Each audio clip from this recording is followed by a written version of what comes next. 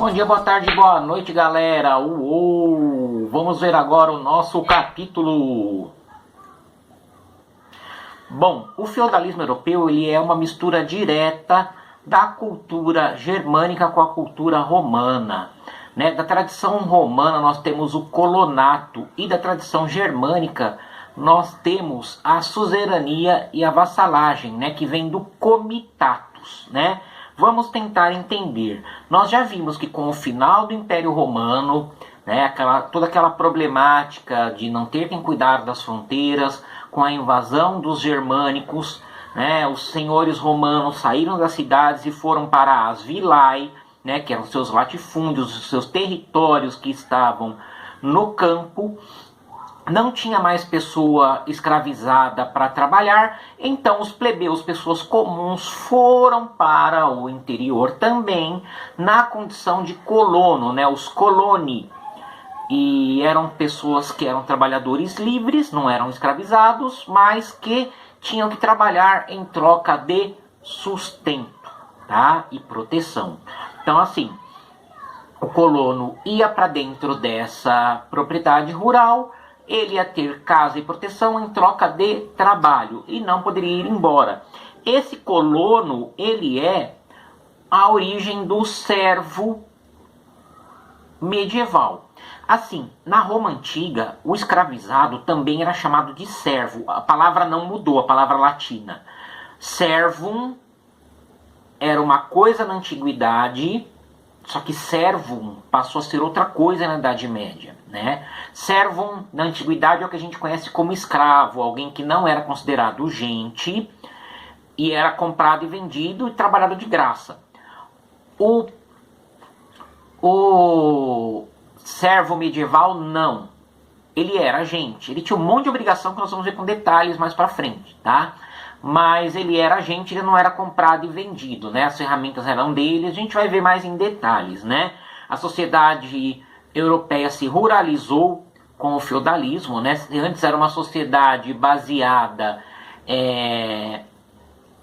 no comércio, ela vai deixar de ser baseada no comércio, vai ser uma sociedade baseada em agricultura, uma sociedade rural, agricultura e criação de animais, A política se descentralizou por causa justamente do comitatus romano, comitatus germânico. O que era o comitatus? O comitatus era a coisa se dá entre o chefe e os seus aliados, entre o suzerano e os seus vassalos, é uma pulverização, o poder se fragmentou, Um chefe ganha uma guerra, adquire uma terra, e aí ele distribui partes dessa terra para os seus comandados, para que os seus comandados tenham esse benefício, em latim beneficium, para que eles tenham esse benefício, também sejam valorizados pela sua conquista, mas também para que eles cuidem da terra para esse senhor. É uma via de duas mãos. Ao mesmo tempo em que eles ganham um benefício, eles protegem a conquista do senhor, Então, eles protegem a terra, A sociedade germânica, ela também já era uma sociedade agrária, Uma sociedade agrária e pastoril. Então, essa tendência vai acabar se fortalecendo na Europa, e a Europa toda ali, do século X até o século XV, comecinho do século XVI, vai ser totalmente rural, Lá pelo século IX, houve muitas invasões de muçulmanos, Os muçulmanos já tinham invadido todo o norte da África, os muçulmanos tinham invadido também parte do leste europeu, tinham invadido também a Península Ibérica, E só não haviam invadido a Europa Central por causa do Charles Martel, o Carlos Martelo, o ancestral do Carlos Magno, E todo o mar Mediterrâneo passou a ser posse dos muçulmanos, Os muçulmanos tinham tomado conta e a Europa ficou isolada. Os povos eslavos, eles tinham se transformado em escravos, aí sim. Inclusive a palavra eslavo deu origem ao termo escravo, olha como são parecidas, né? Na Idade Média, durante o feudalismo, as pessoas que eram escravizadas nos moldes de escravidão que a gente conhece, gente tratada como objeto, comprado e vendido, eram pessoas do leste europeu, eram os eslavos, tá? Os eslavos, eles eram, né? Os eslavos, eles eram escravizados, só que eles conseguiram se libertar e passaram a praticar saques, né? E saqueavam as vilas, e aí as coisas começaram a ficar complicadas, né? Haviam também os saques dos magiares, povos da região da atual Hungria, né? Existiam também os saques dos normandos. Quem assiste a série Vikings, né, ou Vikings, quem gosta de falar o título em inglês, quem vê essa série vê os ataques dos normandos, os nórdicos, né? Eles iam para o sul para eles, né? Para o sul da Europa, né? Para as terras mais ao sul para vender peixe seco, né? Para vender pele, mas assim, gente, aquela época a ética era essa: eu estou vendendo aqui porque eu não consigo te assaltar. Quem é mais forte leva, né? Então os vikings, né? Viking na verdade não é um povo, tá? Viking é pirata, é um pirata normando.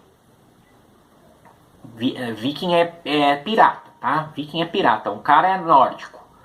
Ele é um nórdico que assalta através do mar, aí ele é um viking, tá?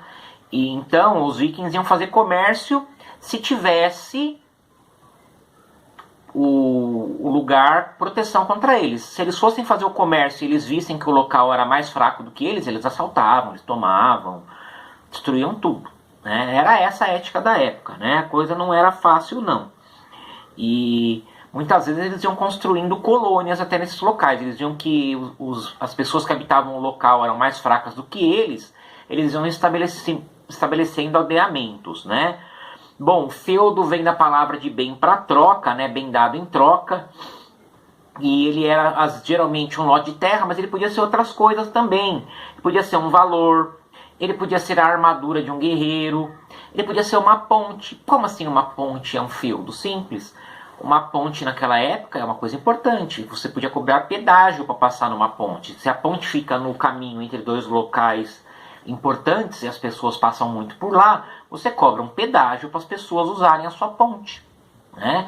Então, alguém receber uma ponte dessas como feudo é uma coisa importante, né?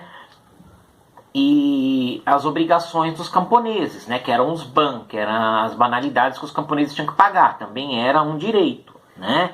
O que acontecia? Então o senhor, ele fornecia um feudo a outro, né? Vamos dizer, o Lorde Fábio fornece um feudo, um pedaço da sua terra ao Lorde Rodrigo, nome do meu primo, né? Vamos lá.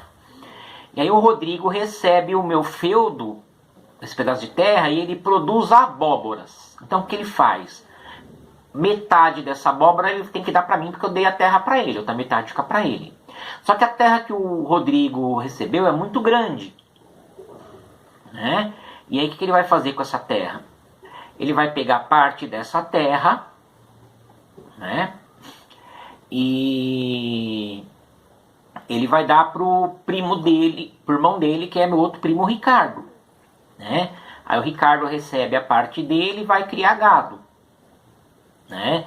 E aí do gado que ele recebeu, que ele cria, metade ele vai ter que dar pro Rodrigo.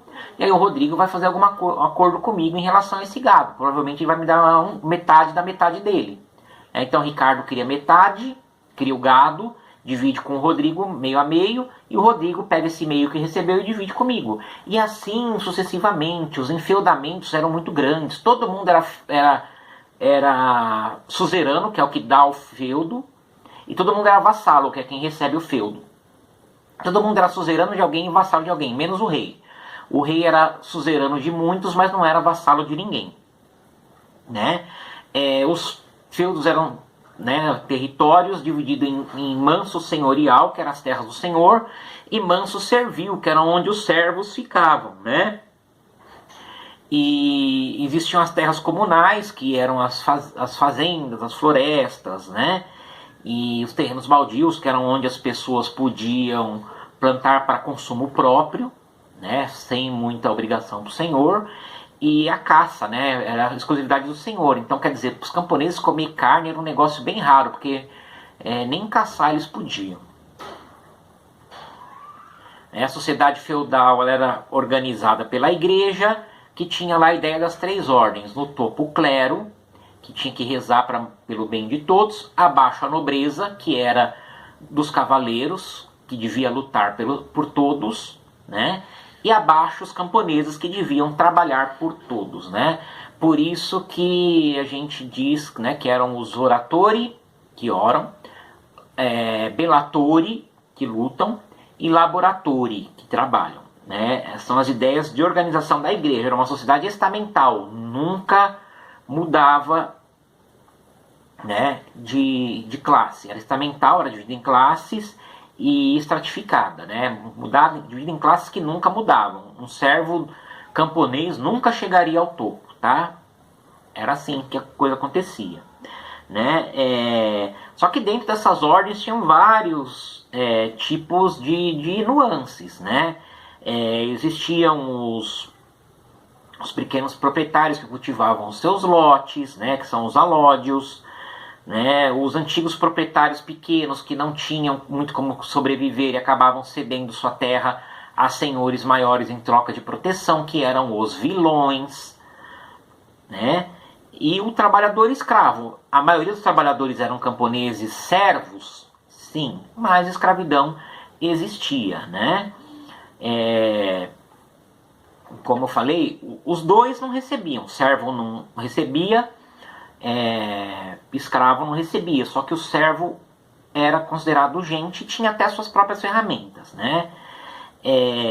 Nós vimos então que entre os senhores, né, tinha a relação de suzerania e vassalagem, né? O senhor Fábio é suzerano, o Rodrigo e o Ricardo são meus vassalos. Então tem uma guerra. Qual que é a obrigação do Rodrigo e do Ricardo? Me fornecer exércitos.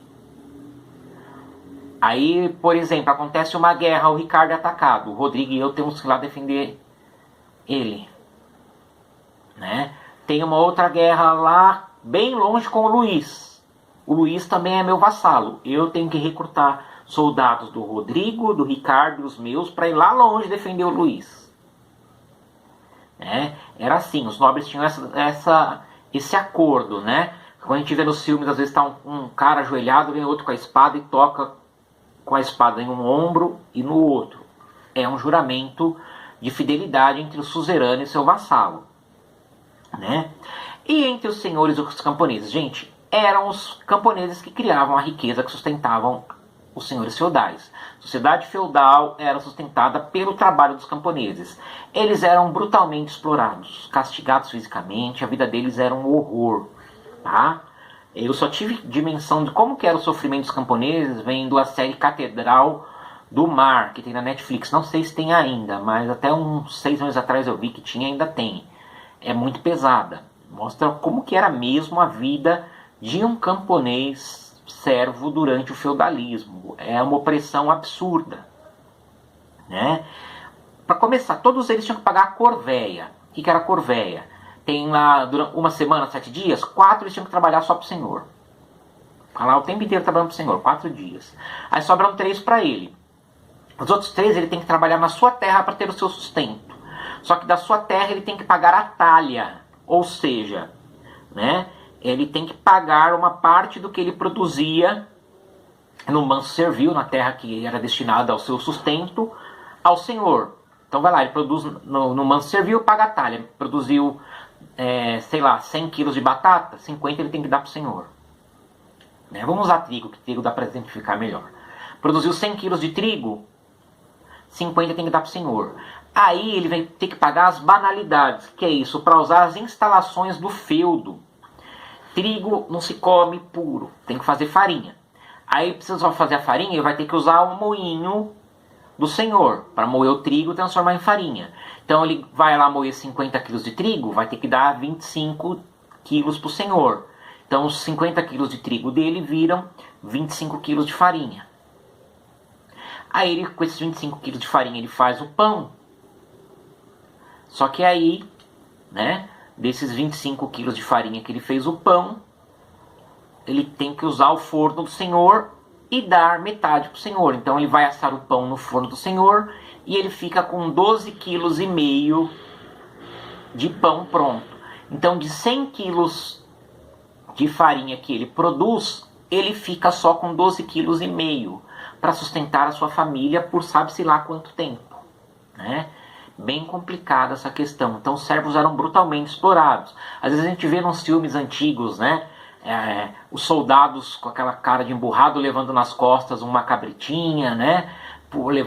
Puxando umas carroças com abóbora, as pessoas chorando no pé deles, assim, não, não, não, porque era assim. A vida do camponês medieval era um absurdo. E a igreja, que era a maior autoridade política do mundo do feudalismo, não eram os reis, né? Era a igreja, dizia que estava certo, cada um fazia a sua parte, a igreja rezava por todo mundo.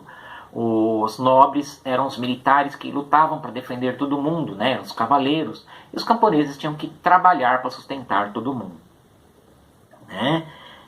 Mas os servos se ajudavam mutuamente, né? Em comunidades, às vezes até meio que escondidos dos senhores, comemoravam suas festas no privado, assim, eles resistiam da maneira que eles podiam, né? Já dei uma explicada nisso aqui. Bom, só falar um pouquinho sobre os cavaleiros. Ser cavaleiro não era para qualquer um, tinha que ser nobre, tá? As armaduras, elas eram caríssimas. Se vocês procurarem no YouTube, deve ter coisas do History Channel, gente reconstruindo a armadura hoje, com a tecnologia da época, muito trabalho, né? Muito, muito, muito difícil. O cavaleiro ele tinha que ser treinado desde criança. A armadura era pesada, além da armadura tinha cota de malha, que são vários vários elos de metal ligados um no outro até formar um tecido só de elos de metal, né? Ele tinha que ter o cavalo, enfim, só pessoas ricas, né? E os cavaleiros, eles existiam não só para lutar no exército defendendo suas terras de outros senhores, de invasores muçulmanos, de invasores nórdicos, né? Mas também para defender o povo, defender a nobreza do povo, né? Os cavaleiros, eles existiam também, né, para defender a nobreza do povo, porque o povo era absurdamente oprimido. Então, para defender a nobreza de uma revolta popular, que existiam os cavaleiros, tá? Os cavaleiros com armadura, cavalo, lança, espada, escudo, né? E a Idade Média era de muita guerra, a ponto de que elas chegavam a destruir as plantações e as pessoas ficavam sem ter o que comer, né? Por isso o Papa chegou, né, a proibir as guerras de final de semana. De quinta a segunda-feira as tropas tinham que parar as guerras, que era para preservar um pouco o território. Olha só que ponto chegamos, né? Bom, a igreja na Idade Média que ditava as regras, né, principalmente ali durante o feudalismo. A igreja católica, ela era herdeira direta do Império Romano, né? O alto clero, né, que eram os altos sacerdotes da igreja católica, eram absurdamente ricos e poderosos. A igreja era,